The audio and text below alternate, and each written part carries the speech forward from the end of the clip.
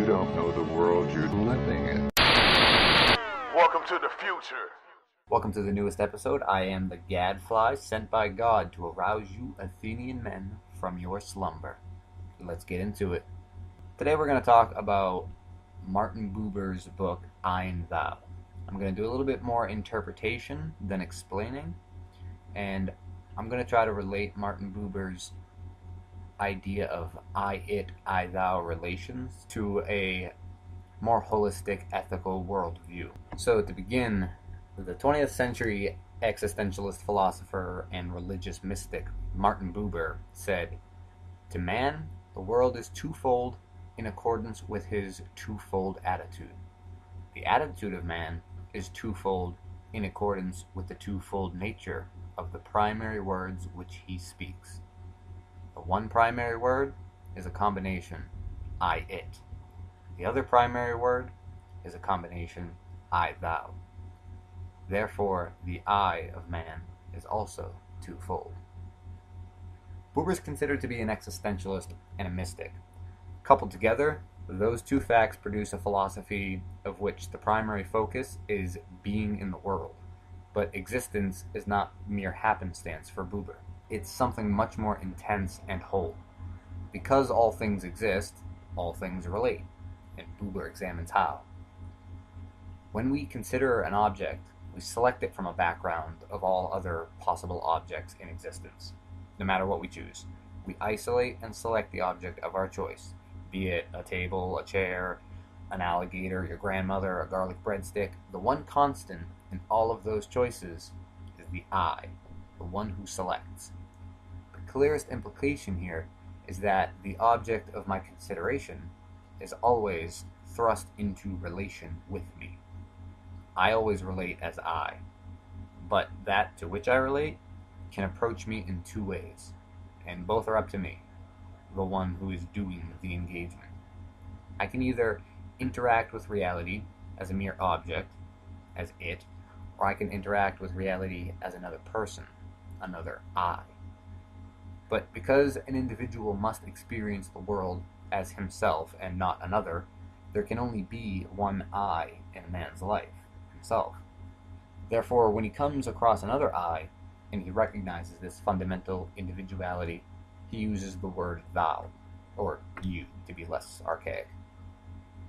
Every time you say it, or that, or he, or she, or any other term that does not recognize personhood, you also say, even if unspoken, the word I, and you draw a distinction between your being as a free and conscious existent and the being of the object of your consideration.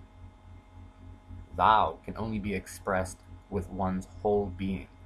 Thus, if you say thou, and you genuinely recognize the individual personhood of the one to whom you speak, you also say I, and you elevate them to the same status you yourself enjoy. You can see then that there is no such thing as an I without an it or a thou to distinguish oneself from. I exist because I'm not you, and you exist because you're no other thing other than yourself. When we talk of an object as it, or he, or she, or the title of a person's job, or the mere relation we share to somebody, like uncle, coworker, or plumber, we quite literally objectify them, and view them only as the impression they leave on our senses, rather than consider them as a dignified or worthwhile being like ourselves. But Buber is very clear that this dialogue we enter into is not only something that happens when we speak literal words. He thinks our actions, our mind frame, and the way we view nature and reality will delineate how we view others. For Buber, relation is fundamental. In fact, relation is so fundamental that he calls God the eternal thou. That is to say, God exists and has a personhood like us, but he's eternal, always relating to us and always in relation with creation. God is both like us in being and so radically different that Buber calls him the holy, that's W-H-O-L-L-Y, holy, other, and holy saint, a mysterium tremendum. God's nature is one of personhood and active relation. God always and uninterruptedly considers us as thous and never as its. This is how Buber accounts for an all-loving God. By his very nature, God always supports our personhood. And because God's eternal, he will always consider us as real and worthwhile persons, despite if the time allotted to us on earth has expired. God sustains us in eternal memory. Buber also thinks that every time we relate to a particular thou here in the world, we catch a small glimpse of the eternal thou. The more man considers those around him as thous rather than its, the more man sees God in all of creation. If we consider a hyperbolic, ideal example of a religious mystic who sees the divinity of God and the animals and the trees and the wind, we can see that such a person is so overwhelmed by the relation of God, that God's everywhere, eternally present. Such a person is in awe at the typically mundane aspects of reality, and euphoric at the sight of all creatures. Buber was not an atheist, he was a Hasidic Jew, but I think even modern atheistic readers of Buber, or listeners of this episode, can still derive something incredibly rich from this idea, in the same way that Sartre earned his keep from Kierkegaard. If one grants the I-thou, I-it relation of man to reality, then only a sociopathic mind would argue that the problem today is that we don't objectify and denigrate the natural world and its inhabitants enough. There's still room for non-theistic readers of Buber to relate to humans, non-human animals, and reality in a more comprehensive, loving, and boundless manner.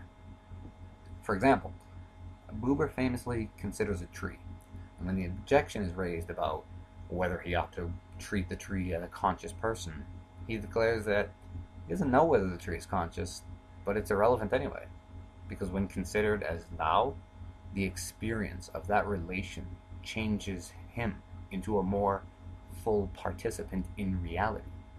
And even without the mysticism, this seems to be prima facie true.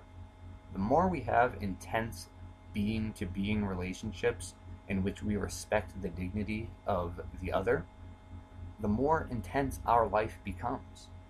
This is the type of philosophy, though it seems abstract on its face, that delivers one from a life of sleepwalking into a carnival of experience and intense living.